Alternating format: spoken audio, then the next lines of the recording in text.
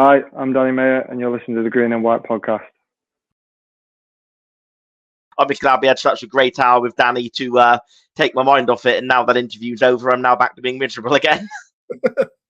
Hello, and welcome back to yet another episode of My Argyle Life, the series in which we delve into the lives of those. What do we do, Sam? The fans, the players, the people that used to work for the club. That's about it, really. All of them, and a couple more, yeah. Legends, yeah. Obviously, recently we've had the legend that is Peter Reid on. So if you haven't seen that, go back and find it. But today we are joined by a fan's favourite of one of our best ever seasons. It is Lord Danny Mayer. What do you make of our chat with Danny, Sam? That was the favourite one of those I've done. I tell you that right now. Danny was such a candid guy, very sort of wicked sense of humour, very fun to talk to. Yeah, I loved that. Really got a lot of insight about his 4 years at Argyle and how the club was at that time. Absolute pleasure. I know the word legend gets bandied about, but yeah, personal legend. I'll leave you to it. But during this, we've done this one slightly differently in the fact that we opened up questions to those who support us on Patreon. So if you'd like an opportunity to ask whomever we've got lined up next a question or two, can become a Patreon at patreon.com/Argyle Life. And it helps us to produce content like this.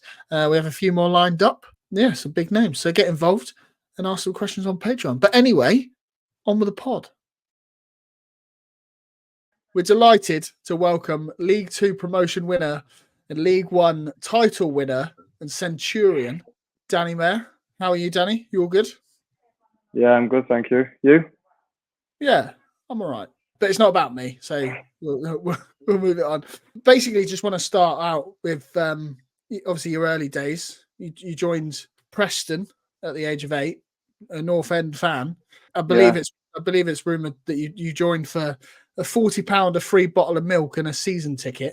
I'm not sure how true that is, but yeah, I've heard this a few times. I still don't know. I've asked my mum; she can't really remember either. So, if it's not true, it's a mad thing to make up. But yeah, it must have been true at the time.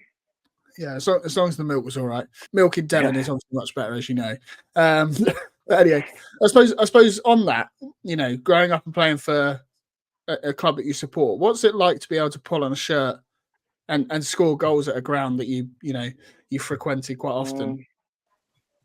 Yeah, it was a dream come true. I remember watching them when I was real young get promoted from Division 1 at the time, Division 2. I remember sitting there and watching them. So, to be able to go on the pitch, it was a lifelong dream for mine. I started there when I was 7 or 8. So, to come all the way through and see how hard it is and see friends, fall by the wayside. It was something that no one can take away from me. Yeah, I suppose how did that work then? So as you go through, you just kept being signed on for the following year, and like you said, your mates just kept dropping out, or until you reached it wasn't really like what it is now. You got lads, you got 12-year-olds signing 4-5-year contracts. It wasn't really like that at the time. It was just you got to the end of the season, you said, "I'll see you next season. You've done well enough. We'll see you next season." It was just like that until I got to the youth team. We have to touch on it. I know you've mentioned it in other podcasts. It's an absolute joy, and yeah, we need to talk about Graham Westley and his imaginary weights. Can you just, for the listeners who don't have a clue what we're on about, can you just fill them in? Yeah, so he's come out on a different podcast and he's told his version of it. He could be telling the truth here. Someone might have hid the weights in the gym. I don't remember this. All I remember is there's a lot of weights to move and hide as well. I don't know how they did it. But yeah, we got to the end of the session and we all stood around the centre circle and he said, "Right, start doing weights." And we was like, "Gaffer, there's no weights there." Like, "What do you mean?" He was like, "No, I want you to do, like, we're going to just imagine it. Imagine that you're holding a 10-kilo weight." So, you had the full team squad just going around doing imaginary weights, but you wanted to see lads struggle, so you had to do it in your face. So it is phenomenal. you couldn't just fly through 20. You had to pretend, and you had to show in your face that it was a 10-kilo weight. Now that I've got older, he's very eccentric, but looking back, it was a great experience. I actually speak of him really well. I actually think he's a great guy. It was just at the time, it was something that I've never had before, and I've never had since. We're doing a very quick whistle stop tour through your career, because obviously we want to get to that. Yeah. But before our good bit, you go out on loan. You've joined Sheffield Wednesday at this point, and we're not really bothered about them as a club. But obviously you've gone on loan to Southend United, where I believe you briefly played under Argyle legend Paul Sturrock. What was he like in comparison to other managers? Walked in, he was really understanding. It sounds bad, but he kind of knew that I didn't really want to be there. It was the first time I'd moved so far away, and it was only there for a month, so he was quite understanding with me. It was a brief experience, but what I take from him is he was just a really nice guy, just a really good guy that players wanted to do well for. Yeah, you hear that a lot. So I know you were both only there for what seemed like 5 minutes. But a good stepping stone to where you end up, and that's obviously at Bury. What are your key highlights from your time at Bury? Obviously, we'll get on to Ryan and Shuey in a minute, but I love my time at Bury. It was probably where I found my feet, really. I did okay at Preston, but I was still a young lad. Sheffield Wednesday was, bad move for me. And then I just found a home. I found lads that I really got on with. And it probably turned me into the player that I was. And my biggest memories are just the promotions. We got promoted twice from League Two, both at Prenton Park. So it was, that's what I take from it, really. Just the promotions, how good it was. And obviously, whilst you're there, there's a bit of a slow and steady striker up top in the name of Ryan Lowe, who goes on to become your manager. What's it like for a player when somebody steps up into that managerial role? Is it a different dynamic? Do you know what? Lowe did it really well. Obviously, I played with him for a year, and then he came back as a coach. But the way he did it really well. I think he earned respect from what he did in his career. Obviously, he had a really good career and scored a lot of goals. But we was having a bad time. We were struggling down the bottom. So when he took charge, he just made it fun. Didn't manage to keep us up, but he only took the job for a couple of months. So he was always fighting a losing battle when he first took charge. But it was the second season that really seen the best of him. The way he wanted to play and his man management. I can't speak highly enough of him. He was really good for me. Yeah, obviously we'll get onto the really good bit in a minute, but I just want to touch on Bury. Obviously, them going to the wall. I don't know if you've got any specific thoughts or feelings on that, but it's just a horrific situation in which we've lost a great club. Yeah, I've said it numerous times. It was a tough time. It was going on. Lads weren't getting paid 4 months, 5 months before they eventually, went under. It was badly run. It was two guys that just, didn't care about the club, didn't care about what happened, and they just looked after themselves. Fortunately, the fans have ended up bringing it back, and they've not stopped, and they shouldn't be in the division that they're in, but at least they've got a club again. So I'll jump in now, Danny, if that's okay, just to talk about your time at Argyle. Aaron is very complimentary of my knowledge, so I've got a lot to live up to. If I get anything wrong, I want you to make sure that you pull me up to make sure I've earned that intro. But all jokes aside, Danny, it's a pleasure to have you on. I've obviously went to Argyle all through your time, apart from obviously the COVID time, but nobody went. Absolutely loved watching you play. It's just incredible to have you on this podcast. So you came to Argyle obviously in the summer of 2019. Obviously it became very clear that Bury were not in a position to offer you the kind of contract that your talent and and your contributions deserved. So it was obviously pretty clear you were going to be leaving Bury. What was it that made you choose Argyle? Because I guess you had plenty of other offers. So obviously, I spoke to Lowe. Lowe came down, and as soon as he got down there, he told me how big it was. And I played there before, but I don't know. I think if you just come and visit and you play once and you go away, you maybe don't take in how big the club is. So we came down, we flew down, me and my partner, to take a look at it, to take a look around the place, and then we drove to Ipswich the next day. So they were the two clubs that I really wanted to speak to in that summer. It was just, I don't know, maybe I came on a good day. It was really sunny, and we came to the Barbican, and it just looked somewhere that we thought we could live, and we had a young family at the time, so it looked like somewhere that we could come and bring the family. And we walked around the stadium, and obviously the stand wasn't completely done yet, but you could see the statue of the club. Obviously Lowe spoke very highly of it. So did Chewy and Jimmy. They came down, and then I met Nance. And after 10 minutes of speaking to Nance, it was sold. Really, it was a done deal. He couldn't have spoke any more highly of it.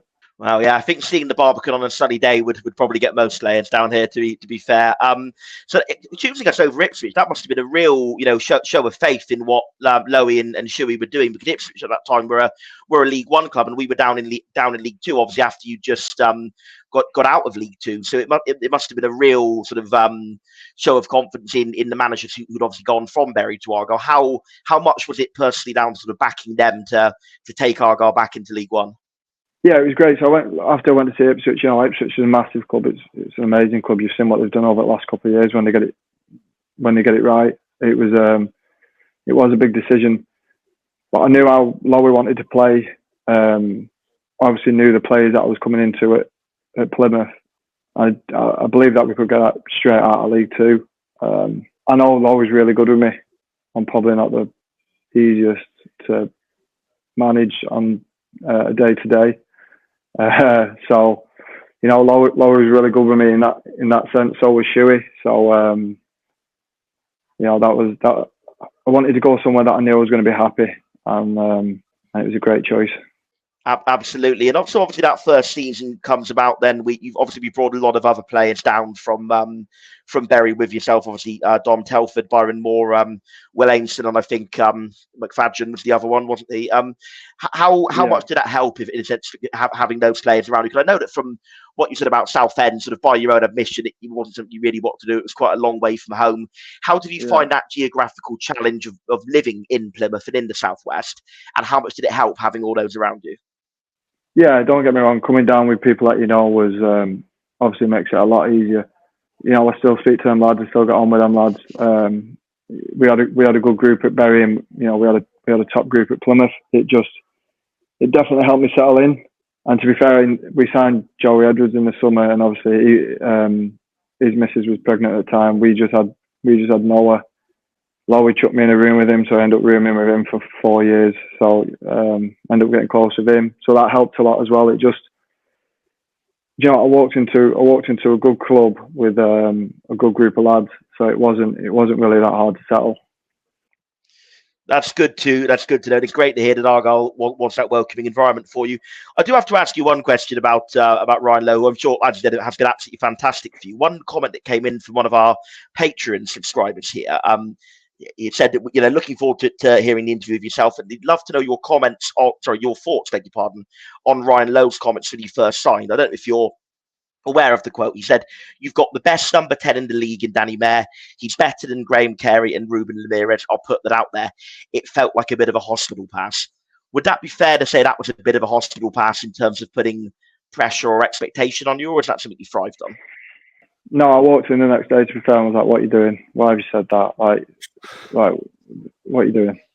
I did, because I knew what these players had done for the club. I knew how good they were, and I'll be honest with you, I was a completely different player than both of them. I've said that completely. I knew that they wanted me to get the ball off the centre back and try and get us up the pitch.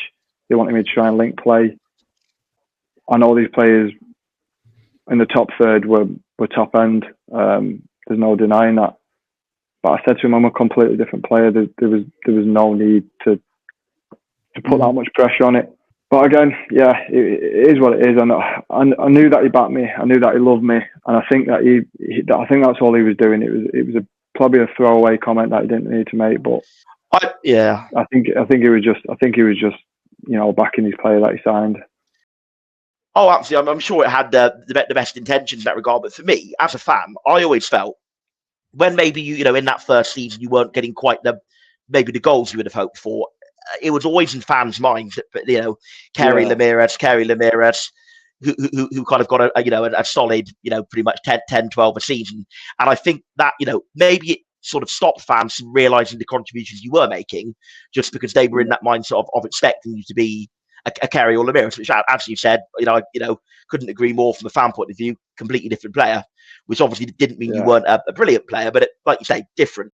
If only we had you a season or two earlier and we had all three of you in a team, that would have been something. That would have been sensational. Oh, no, I'd have got loads of assists. I could have just passed to them, and it would have said no to that. A lot easier. Sorry, Sam. Yeah, seeing the three of yourselves behind the striker would have been something truly incredible. So going into that first game, then Crewe away. I know it's a bit of a cliche, but there's nothing like the noise of the Green Army on a big away day, is there? Can you talk us through your memories of that day, that win in the glorious sunshine? I was there in the stands myself, hearing the Green Army roar you and the new lads on for that first game. Again, I said this in an interview not too long ago. I think it was the interview that I was leaving. I think that was the first time it probably hit the players that had come down there at like how big and how well supported Argyle was. We ended up coming through the streets, and I remember just seeing thousands of fans just like covering the streets. And I remember like sitting next to Joey and we sat on the bus and we were like, some club this, if we get it going and if we can get out of this league and if we're winning every week, it'd be some club to play for. I think that was the first time that it probably hit the players that had come down, just how big and how well supported it was. Yeah, absolutely. We made a great start to that season as well, didn't we? I think we won the first three, including the cup game, and then went on a little wobble after that. But an absolutely great early, personal moment for you must have been that goal against Salford in the, I think the second or third home game of the season, wasn't it? When you cut inside and curled one into the top corner. That must have been quite a moment, being new to home park, scoring. I think it was an equalising goal in that game. Yeah, it was a great experience. I openly admit I didn't score enough for the club. So to get my first one, and to be fair, it was a decent finish. So to finally get it and get off the mark as soon as the third game in to be honest, it was a big relief. As that season went ahead, then obviously it sort of ended in the most unusual of circumstances, with it being postponed due to the COVID outbreak, and then I think about 2 or 3 months later, wasn't it? It was announced that we'd gone up on points per game. Did you kind of know that was coming in terms of that promotion was looking like the likely outcome? Was that the feeling around the club that you kind of knew it was going to happen, or was it very much in the balance? To be honest, I thought it was pretty much set quite early on. I remember having a phone call with Lowe, and he was like, "It's going to go to points per game, and we're going to go up." But it didn't get announced for a good month after that. But I think the managers got told it earlier than it got announced. I think there was a couple of formalities that they had to go through. But yeah, we got. I think I must have been about maybe 2 weeks after it finished that I got told that that's what was going to happen. It's a shame that it went to that, but I also think that we half underachieved that season in terms of like the squad that we had, the players that we had. We should have been right next to Swindon. But to get promoted, get over the line was a relief. Yeah, absolutely. I think that's a really insightful point. And again, from a fan point of view, that was one of the things I was thinking as well. I was thinking, as great as it is to go up, it's sort of a shame that it couldn't have been a title with it. But I do think what I would say that half season, if it hadn't have ended when we did, I do think we would have possibly caught up with Swindon, because we were really coming into form, weren't we, at the time that the season got curtailed, because Ryan Hardy had came in, he was banging in goals. Luke Jeffcott had come back from Truro, and he was knocking them in as well. I guess it's one of those things what might have been, if that season had played out its natural course, it could have been a thrilling title race for Swindon by the end, I suppose. Yeah, it could have been. Like you said, we did get into good form. I remember beating Scunthorpe away, and I think that was the time that I thought, we're just on a good run here. It's a tough place to go. I think we won 2-1 or 3-1 or something, and yeah, we could have. We could have. Like you said, we had that little blip early in the season, but it was just a relief to get over the line and get out of the division at first time of asking. Hello, sorry to interrupt this pod. I know I waffle on enough as it is, but I won't keep you much longer. Basically, the nominations for the Football Content Awards, the FCAs, are now open.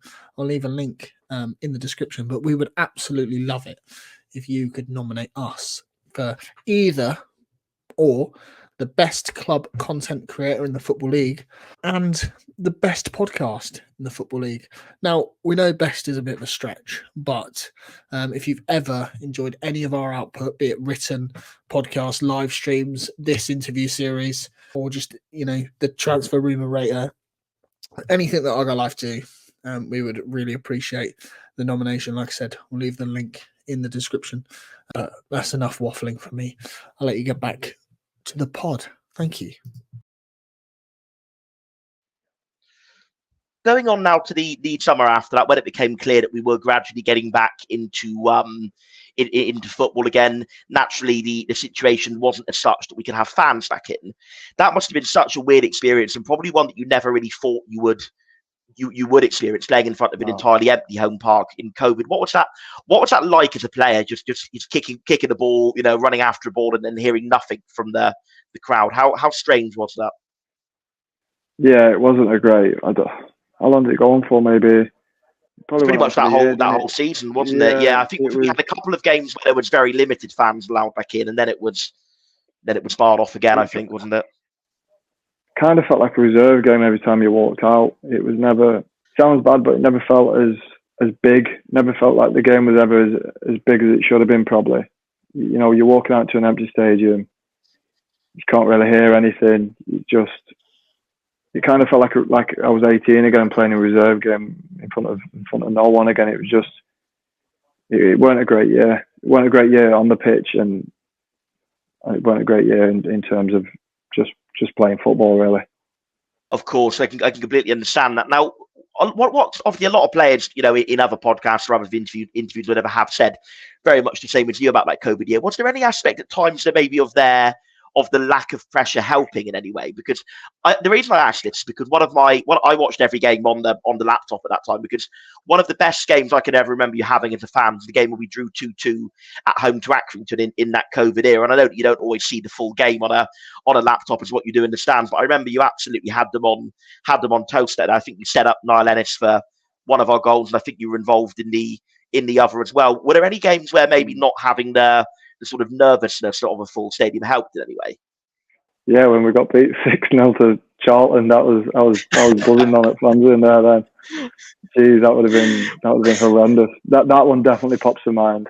Yeah, 6-0? 6-0, 5-0. I remember 6-0. I remember Cooper had to make a one-on-one save that would have stopped it being 7, and I think that really would have been embarrassing. Yeah, I played with Jordan Stockley, and he told me a few times about that game. Yeah. I'm buzzing fans weren't in the stadium on that day. I think we got linked. Yeah, it was such a funny season. There were so many high-scoring games. I remember we drew 4-4 away at Wimbledon, didn't we? There were just all sorts of crazy scorelines popping up left, right, and centre. I think that was the same sort of across the leagues, wasn't it? Even in the Premier League, there were just absolutely crazy results every week. So obviously, it then naturally became clear that the following season fans were going to come back in. Now that summer, obviously Ryan Lowe made a lot of changes, didn't he? I think we had a lot of loanees that we were dependent on in that sort of COVID year. He brought in a lot of experienced pros like James Wilson, Dan Scarr, Brendan Galloway, Macaulay Gillespie, of course, to supplement yourselves. I don't think any of the fans were expecting us to contend so closely for the playoffs that year.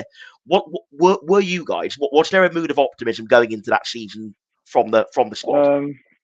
I think the aim was playoffs. Like we Lowe and Chewy always had an amazing thing at the beginning of the season where we all sat down in a team and they went through what we should aim for. So they would set out say playoffs, and we'd have to agree with it really, and then they'd go through what we have to achieve in terms of goals against, goals from set pieces. It's really thorough, and it was really good. And it started that season with the players that we brought in, because obviously the season before we had a really young team, so they went and got a bit of experience. But that was the aim, yeah. The playoffs was the aim. We knew it would be tough. We knew we might have a outside chance, because League One at the time was really tough. But yeah, that was the aim from the lads. Yeah, that must have just been incredible when we were top of the league for those first few months. Even if maybe some of the more optimistic fans were thinking, we might have a bit of an outside chance in the playoffs. I don't think anybody thought we would be top of the league in October and November of that year. So what was the mood like around the club, around the city at that time? Because it must have been absolutely incredible, I'm guessing. It was, especially from like the season before, where we struggled that season, especially where we struggled and then had no fans. To go from that to in and around the playoffs, and winning games, seeing how excited the fans were. It was just a good year. It was an exciting year. Just fell one short, didn't we? We did, and obviously we'll come on to that in a little bit with Shuey. But before we obviously go on to Shuey too much, we obviously have to talk about Ryan Lowe and his departure to Preston. Did that come out of the blue for you guys as a squad of players, or was it something you were seeing coming? No, I didn't have a clue. I was driving back from Preston. I was on my way. Did he cross you on the motorway going the other way or not? Yeah, I must have passed him. Yeah, I must have passed him. Who did we play? I think we played Rochdale. So I went home after the game, and then on the way back, me and Jimmy had a phone call. Jimmy just said, "Lowe, he's gone." I was like, "What do you mean he's gone? Gone where?" And he just told me. Obviously, we came in the next day. Joey's captain spoke to Shuey, and it kind of got announced to us that way. It was a bit of a shame, because obviously he'd done a lot for me, so not to get a chance to he didn't get a chance to come in and speak to the lads and say bye. It was a shame the way it kind of ended, but it is what it is. We cracked on, and we had a game we had Shuey's first game in a couple of days, so as lads we just cracked on. Taking the fact that you're a footballer out of it, and obviously you're a Preston fan, are you delighted with the work that Lowe's done at Preston? Are you a bit gutted that he didn't bring you back? No. Do you know what? I'm not, because I wouldn't have experienced the year that we had last year, which is easily the best year I've had in my career in football. And I like to go drinking in Leyland, so I don't fancy getting battered by all Preston fans, getting called terrible and shit and that. So it's definitely been a win-win. As for a fan, do you know what? I think he gets a lot of stick from Preston fans. I think he's harshly judged in terms of finances and whatnot. And I think where they finish, he always keeps them up. But at one point you think they might get in the playoffs. They fall by the wayside a little bit, but yeah, I think he's quite harshly treated by the fans. Yeah, not to turn it into the Preston or Ryan Lowe show, but I think it's a sort of club where you're never really going to satisfy everyone, just because of, like you said, the budgets and supporters. Yeah, I still think fans kind of expect us to be where we were maybe 10 years ago, longer than 10 years ago, 15 years ago under like McKenna, and that they still expect to be in the playoffs and fighting for the Premiership. But finances have changed in football. It's always going to be tough. Do you ever have a dream that the Preston, they can have a sort of Luton type year and they can just sneak in, it'll all go right, and you'll see him in the Premier League at some point? Yeah, maybe when you retire, you can watch him every week. Yeah, that'd be lovely. I can get my scarf ready and go to games. Yeah. Absolutely. Now, just going on to Shuey, then that first game at MK Dons, again, I was there in the away end as well. Conor Grant had a great strike for an equaliser that sent the away end absolutely crazy. And one of the things I loved about those first few weeks of Shuey, that there was that real sort of sense of rallying around the club. Everybody really pulled together. It was a tough time. We were on a bit of a bad run of form as it is, and then with obviously Lowe going, that really made things harder still. So there was a bit of a feeling of, is this season just going to fall apart and fall into mid-table? But we really pulled it back together, didn't we? And we went on that fantastic run, didn't we? Under Schumacher. We'll come to the cup run in a little minute, but just in terms of that little kick back and form we had in the league, how much do you think was the togetherness of the squad a real aspect in that? I'll be honest with you, I thought it was a prick in the first game because he dropped me. So, yeah. I love the honesty. Yeah, you did. You dropped me for MK. I remember it. Thought, oh, you prick. But no, do you know what? We did have a good group. I think that was one thing about both of them. They realised how far like a good group of players can get you. Like they used to say, it was a kind of like no dickheads. Doesn't matter how good they are. Doesn't matter. Like we just don't sign idiots. And they got a lot. Like, I think that third season, we had a good group in the first couple of years. The second year was a bit young, but that third year was they just brought in a good group of lads that wanted to win games for each other, wanted to win games for the club, and loved the manager that they were playing for. So they wanted to win games for him. And I think you've seen it. I think you've seen it in the last 2 seasons. Obviously, the last 2 seasons that I were there, I think you've seen just how close they were. Yes, of course. And one of the great highlights of that season, before we move on to the incredible nature of last season, final thing second and final thing. I'm sorry, we should probably mention the final day on a slightly negative note, but the final positive thing from that season was the cup run with the win at Birmingham, and then that incredible day at Chelsea where we ran them so close. Just looking for your thoughts and your memories on those games, really. I think that was when we started coming into form as well, the Birmingham game. Like, it wasn't a fluke win. We deserved that win. I thought we should have won in the 90 minutes. We had enough chances, and that was a great night. But I know we lost, but the Chelsea one just, I don't know, it was some day. It was a great day. And then obviously Maka pops up with a goal, and you start dreaming then, don't you? And obviously we get the pen in the last minute. It was just a good day, great day. One of the best times in my career, to be fair. Yeah, I think Maka will go down in Argyle history forever for that one. I think there are some goals you score that no matter what else you do in your career, and that's not to denigrate his career because he's a title winner, same with himself. But there are some goals that you will always be remembered for above everything else, and that certainly was one for him. The away end was a simply incredible moment when he nodded that goal in. Obviously, things did tail off a little towards the end of the season, culminating in that pretty awful, final game. Now, I know you said about if, you were kind of half in jest about the Charlton game, the fans would have been, would have been on your back, whatever. Obviously, that MK game, the 5-0, the fans were sort of more, a little bit more accepting, because as much as it was a bad game, they accepted the great season we'd had. But that must have been very gutting for you guys for that season to end in such a bad way.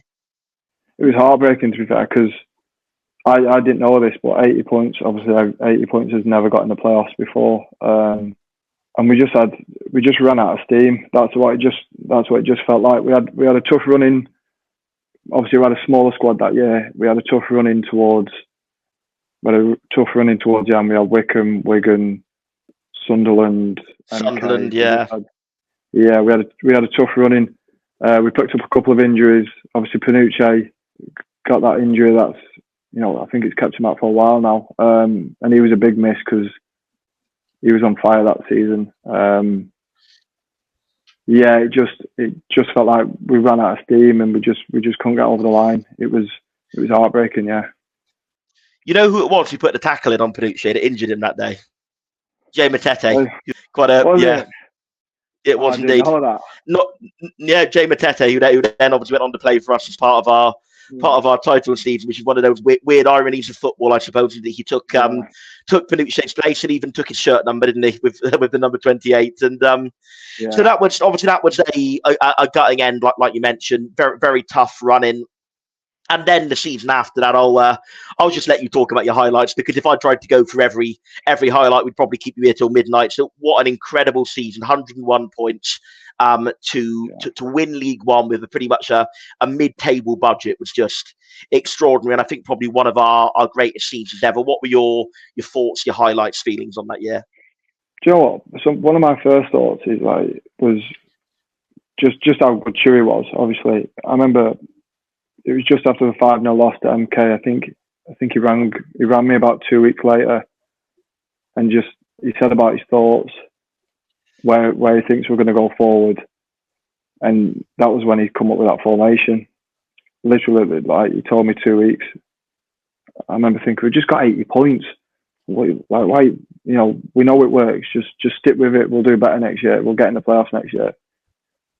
And he was adamant, this is what we're going to go with. We're going to go with 2 10s, 2 sitters, and one up top. And this was 2 weeks after the season finished. Like, it just shows how dedicated and what a good manager he was. But that's like, so we came back to pre-season thinking he'll have forgot about this. He'll have gone off it. And then we went away and we battered it. And then we played Torquay. Obviously got a good result. And then that was it then. We weren't going to change formation then. But yeah, like I said, it's the best season that I've ever had in my career. 101 points is just a silly amount of points to get. I know. It's just interesting. Sorry, Danny, to cut across something you said before about how it was virtually never that 80 points came outside the playoffs. It was also virtually never that Sheffield Wednesday with their 96 points came outside the top 2. Yeah. So actually, both years it was a ridiculously high points total for what we were targeting. And obviously, even this season just gone, it's very rare that you need as many as 51 points for survival. So it seems like we're always up against it in terms of needing like crazy points totals. So I guess that must have been something in your mind. Ipswich and Sheffield Wednesday really pushing us all the way that year. No room to slip up at all. No, I remember getting beat to Sheffield away, and I remember thinking, like, you kind of come off. We just lost Coops as well. Coops, as soon as Coops come off, we knew it was a bad injury. And I remember sitting there after the game thinking, I hope this isn't like last season. But again, like I said about the group, it's the best group of lads that I've been involved in terms of tight knit, wanting to win for each other. Just at it in training, because we had such good lads. Obviously, Willow probably doesn't get spoken about as much as he should. He was like easily one of the most influential players in terms of like driving force. Joey, just like training, was always at it because of them two. And I think that's the reason that we never lost. I don't think we lost back-to-back matches that season. And I think it's because of. Did we not? Do we? No, we didn't lose it. No, we didn't lose any back-to-back at all. No, and that's down to obviously it's down to the staff as well. But the lads drive it. The lads drove it that season, but especially them too. But yeah, that's the reason. Shows an average group of players, but good lads can get 101 points. I mean, you can consider yourselves average if you want, but to us, you are. You're heroes to us. Don't worry. Yeah. So thank you. You're definitely above average, at least. No, but no. Obviously, you mentioned him there, Michael Cooper. Obviously, there's been a few rumours, of him leaving the club for absolute silly money in terms of Argyle values. How high do you think his ceiling is? Like, do you think he's going to get Prem? Yeah. Like, he's right up there, the best goalkeeper I've ever played with. Obviously, we got Nick Pope on loan when I was real young, and you could tell that he was going to go on to bigger and better things. I probably didn't see it at the time that he was going to go on to do what he did. Yeah. But now that I'm a bit older, I can see Coops doing that. I can see Coops playing for England. If he stays fit, it wouldn't shock me. It wouldn't be something that I'd turn around in 5-6 years and be like, didn't see that coming. There are actually some incredible similarities between Cooper and Nick Pope. And if you look at both of them, they both came up to the Championship at a very young age. I think Nick Pope hadn't played above League One when he was 24. No. Coops obviously hadn't played above League One until he was 24 either. So they both were kind of late, almost like late, obviously in the wider scheme, both quite late developers in the game in terms of they were both in the lower leagues until their sort of mid-20s. And obviously now Cooks has had injuries this season. He obviously had his second injury after coming back, but he was just absolutely phenomenal. Just focusing a little bit more on the formation shift, could you actually sort of preempted a question I had about that one? You had obviously spent your first 3 years at Argyle playing in a 3-5-2, quite deep in, obviously pushing forward, but starting quite deep in midfield. And as you kind of alluded to yourself, one of your main strengths is carrying the ball forward. In the 3-4-3, you had to play as essentially an inside forward, didn't you? That must have been a difficult transition to start with, at least. It was, yeah. Because to be fair, I kept asking him if I could drop down and be one of the lower two. He just wouldn't let me, because I did want to come deep. I've always preferred to try and come deep and, try and either get us up the pitch or, see a pass that'll get us up the pitch. So it was hard to try and wait for the ball to come to you.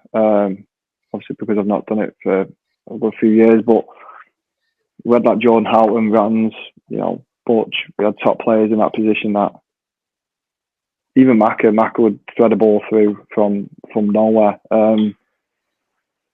So it became quite easy, really, because I ended up getting more of the ball higher up the pitch because we had such good players just getting the ball and and playing it to us. It was it was a master stroke from him, to be fair. Yeah, and obviously the great thing about that season, I'm sure, you yourself would have, as you said earlier, the first to admit you didn't, maybe score as many goals as you'd like for Argyle, but you were involved in so many goals. There were so many times where you were, if not the player who made the assist, you were the player who made the pass before the assist. That happened just an incredible amount of times. And do you feel that in a way that is there an element of disappointment that your contributions you made at Argyle maybe aren't quite reflected in the stats, or is that not something you think about as a player? No, I think most lads do. I'm generally not that bothered. I think if I was doing it and we were getting beat, and I'd be like, I need to chip in more. But the fact that I'm doing it and we're winning games and we're battering teams, it didn't really bother me.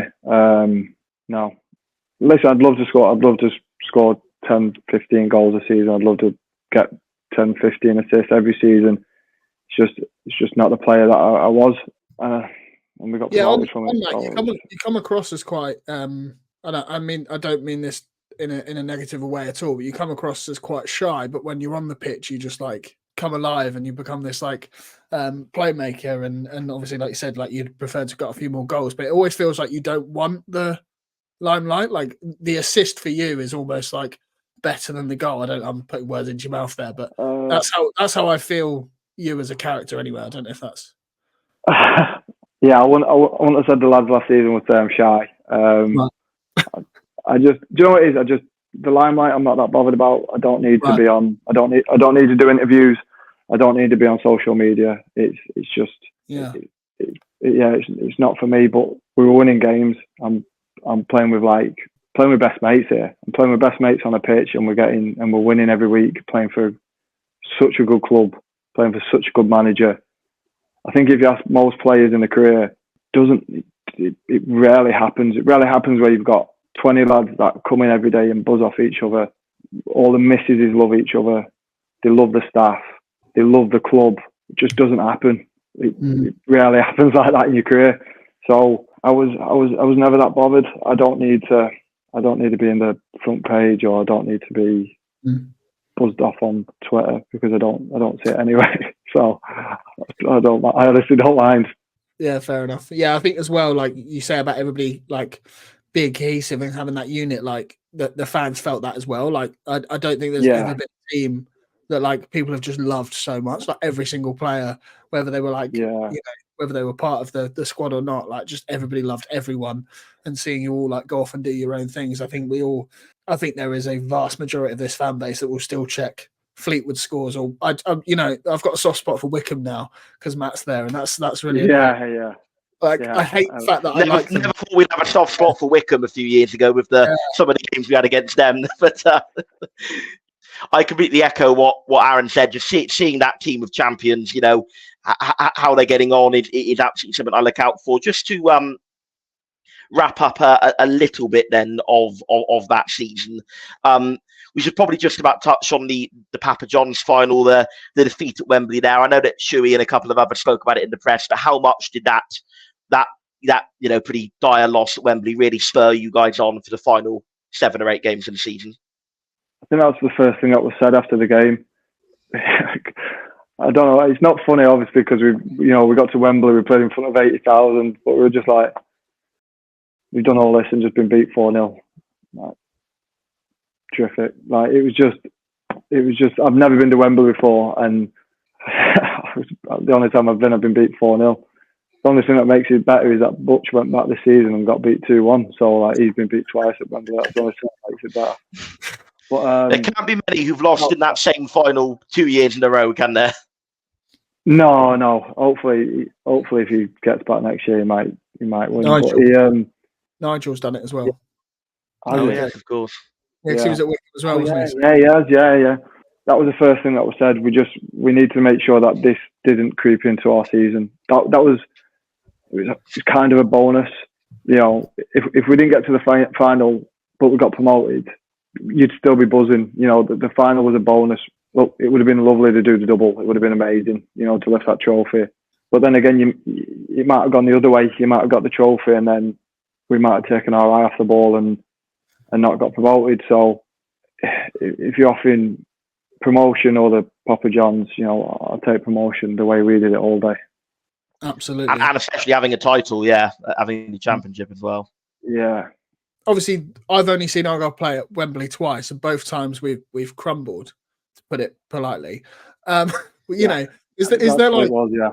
Was there any did we just treat it as another game, or did we like hype it up too much? Like, what was the feeling like in the camp before you went? Like, I think we did treat it as another game, so we got offered the chance to go down early. We turned it down. I mean, I turned it down. To be fair, I was one of the players that said, "No, let's treat it as another game." You know, we might get too excited, and that was my thought about it. But Joey's done it where he went away with Yeovil. They went a couple of days before us in the stadium, and obviously they won. There's probably not a right and wrong way of doing it, but maybe looking back, you know, Joey's been there before. That's the way Joey did it. Maybe that's what we should have done. We should have gone down, kind of got the pictures and stuff out of the way the day before. Where when we turned up, it was business. It was just the way we treat another game, instead of getting there and maybe being excited. And you know, maybe that's where we went wrong a little bit as players. The way we chose to take the game. But like you said, champions. So who really cares? Yeah, champions. So take that. Just to touch on those incredible final few weeks, and then we'll Eric got a couple of other quick fire questions at the end, and then we'll obviously let you go. We've taken a lot of your time aware, but that goal against Morecambe, your only goal of that season and your final goal for the club to pull us back for 1-0 down. That was the game after Wembley. That was I just couldn't believe it in a way, and I was like, he's still going. Bloody hell, he's still going. And then when he whipped it into the top corner, the away end again, absolutely into raptures. I mean, I guess you just saw the space and went for it, and it paid off, right? Yeah, pretty much that. You know, I remember I was sat I only came on about 60 minutes, so I remember thinking we were 1-0 down at half time, and I do remember thinking, no, please, not again. Please don't crumble again. Don't be another season where this happens. You know, we started well in the second half. I just remember, I think it was Mikel went on the overlap and the space opened up, and we just needed a goal. So I thought, why not? Yeah, it was the subs that won us that game. Yourself, Ben Wayne, and Matete all came off the bench to score. There were so many games like that one there under Schumacher, particularly where he would just bring subs on, and it was like a cheat code. All of a sudden, it was just incredible that year how well we used our squad, wasn't it? So much rotation, but the rotation really paid off. And one more final question on the 3-4-3. You said you felt it was a tough transition, but must have been made a little bit easier when you had two players of the quality of Finn-Azaz and briefly as well Morgan Whittaker playing alongside you as well. Yeah, they're good players, aren't they? Not bad. Yeah. Finn was completely different players. Like, but both complemented each other really well. Finn's really clever. picks up good spaces, really backs himself. You know, he's got a great mindset got a great confidence about himself, believes in himself really well. You know, left and right foot works really hard. Yeah, he was a great signing. And I'll be honest with you, I'd never even heard of him before he came. So it was, you know, it was down to Jimmy and Shuey doing the work. I've had to name Jimmy a couple of times because he texted me before saying, "Can you make sure my name comes up?" a couple of times. So yeah, fair play to him. Brought in a few decent players, and then we got Morgs, who's probably worth about 15, 20 million now. I would hope so. Yeah, he'll either make us a lot of money or he could take us to great places. Two final sort of game by game questions. Then I'm sure you probably know which of the two games I'm going to say: the Burton home game, the promotion day itself, the incredible jubilation that day. That must have just been incredible. Talk us through your memories of that day as best you can. I'm sure it's probably a bit hazy, but how did that day go for you? Yeah, it was just, you know, it was never going to be easy. We were never going to do what Ipswich did and win 5-0. That's not the way we do stuff, is it? Like, we like to win 1-0 and make it really tense. So do you know what? It was just, I remember there was 4 or 5 lads of us going for a coffee like the day before. Me, Sky, Macca, Butch. I think Connor might have turned up. And I think we just spent the whole hour and a half just talking about it. Just, you know, imagine tomorrow if we get promoted. And then obviously Niall puts that goal in, and you know we see it out. And then just afterwards was amazing. You know, the dressing room, all the lads coming together, all the partners being there. It was such a relief just to get over the line. And I've said it before, it was a relief in League Two. This was jubilation and just a relief. Just, you know, all our hard work paid off, especially from the season before, the way it ended. To see all the fans on the pitch, just, you know, again, it's probably the best day of my career. Absolutely, but it was an incredible day there to be a fan as well. And obviously, the next one, I'm sure you're going to guess the game, the Port Vale away, winning the title. That was just the absolute cherry on the cake. When we went 1-0 down early on, I was thinking, oh, you know, have they been celebrating a bit too much? Is it going to be another one of those days? But we turned it round again, didn't we? How many times we came from behind to win that season was just incredible. How did that day go for you? Port Vale coming from behind, lifting the title, must have been pretty incredible as well. Yeah. Captain Joe, innit? Captain Joe just comes to the rescue when we need him. That was it's just what he does. Just he's like 4'11", somehow scores an header at the back post at Shrewsbury, and then somehow his little legs get there at Port Vale. His little scurry. It was him and Callum Wright both got headers at Shrewsbury. That's two of the least likely players to score headers you would think of, isn't it? Joe Edwards and Callum Wright, but they both managed it.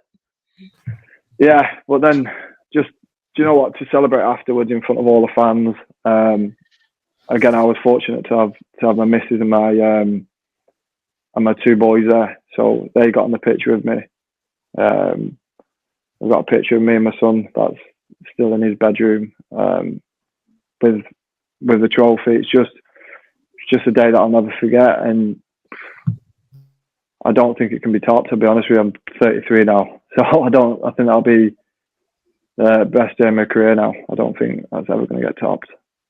And then, of course, the open top bus parade the day after. There were pictures of you stood on the side of the bus. Had you been celebrating long into the night before?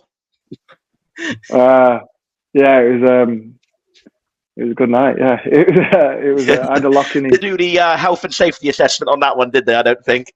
I don't think they did. To be fair, the night before, I had a lock in it. Do you know that Kitty O'Halloran's? Down in town. Yeah. Yeah, I really got on with the owner, so I had a lock in with him. Just me and him at one point the night before. So it was quite a late one, and then obviously, the bus was just a bit of a blur. Really, I was hammered. Did you go to sleep at all in between leaving Kitty's and going down to the bus? I had a good 3 hours. I think I remember I had to ring Jimmy and get Jimmy and Meg, his missus, to come and pick me up. Otherwise, I was going to miss the parade. So, yeah, big thanks to them for picking me up. Otherwise, well, 3 hours is all you need. Anything more, and you wake up hungover, don't you? 3 hours and you wake up still drunk. It's just perfect. Don't need any more than that, do we? No, of course. So truly incredible season, truly incredible moment. Obviously, it was announced very shortly after that you left Argyle. You've stated very much it was to do with the geographic side, wanting to be back up north, near a family, near your loved ones, which I think every Argyle fan can completely understand. Yeah. After we did get promotion done, was there a little bit of you just thinking, one more year, one more go at the Championship? A little bit. That's probably one of the biggest disappointments, is that just obviously I've seen Ipswich. This is not me saying Argyle would have done the same thing, but I look at Ipswich, who added a couple of players, really good players, don't get me wrong, but my only thing is I just wish we maybe kept everyone, just everyone.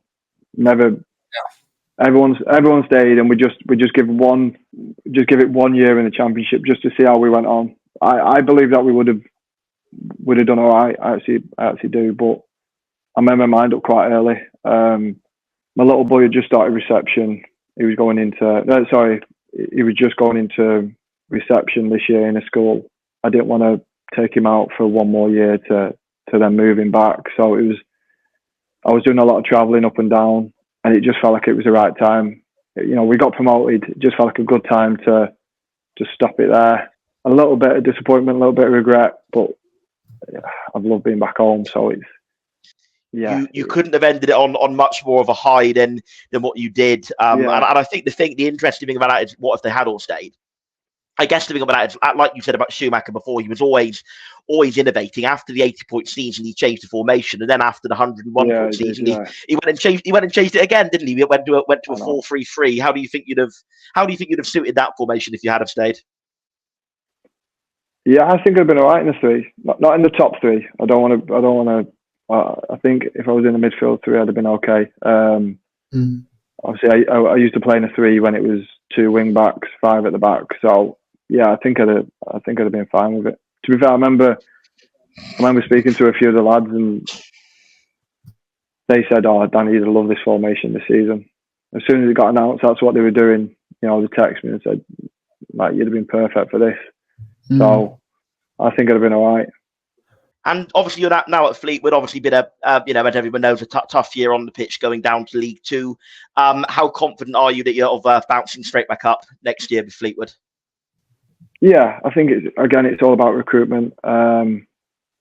Just getting the right lads in and getting a bit of experience in. I've been promoted a few times from League Two.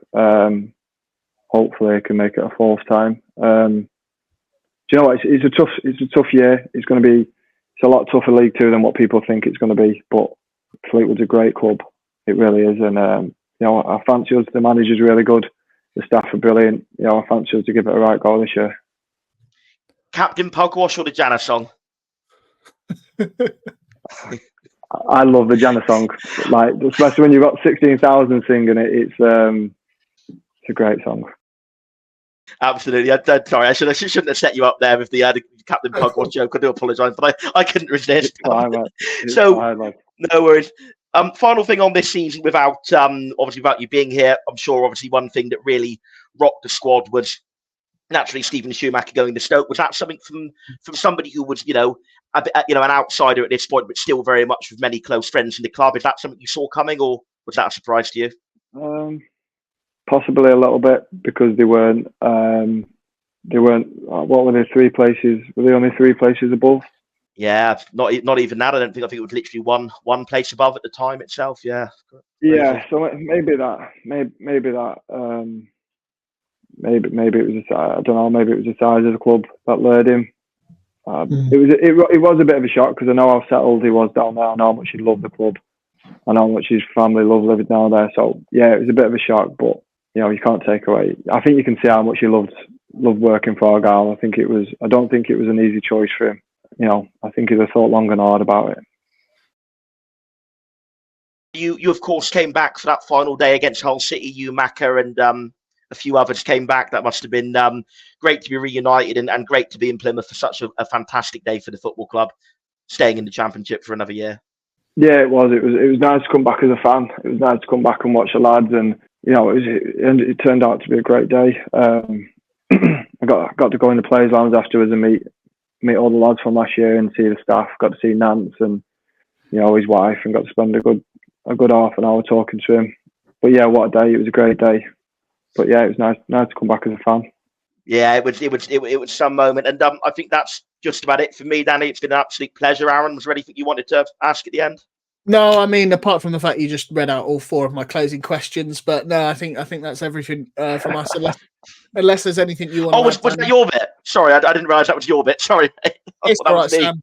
I'm used to it. Don't you worry about that. I think you've wrapped it up quite nicely anyway. Your interview style is much better than mine, so don't worry yourself. Unless, like I said, unless there's anything you want to add on your time, Danny. No, I think we've gone through it. Like I said, I loved it. Ended on a great note. I'm sure I'll be back to watch the lads at some point. Yeah, I hope so. Maybe when I retire in a couple of years, I'll come down and see the lads.